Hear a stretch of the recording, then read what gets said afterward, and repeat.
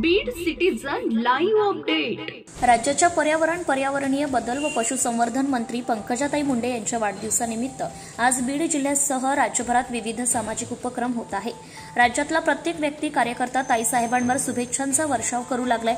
मुख्यमंत्री देवेंद्र फडणवीस, उपमुख्यमंत्री तथा बीड जिल्ह्याचे पालकमंत्री अजितदादा पवार यांच्यासह सर्वच नेत्यांनी पंकजाताईंना शुभेच्छा दिल्या आहेत। आमदार धनंजय मुंडे यांनीही माझी लाडकी बहीण ही टॅगलाईन वापरून बहीण पंकजाताईंना शुभेच्छा दिल्या।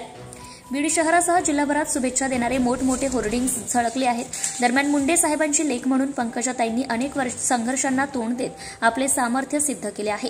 प्रचंड विश्वास, काम करण्याची पद्धत आणि सर्वसामान्यांची असलेली नाळ यातून पंकजाताईंचे लोकनेतृत्व सिद्ध झाले आहे।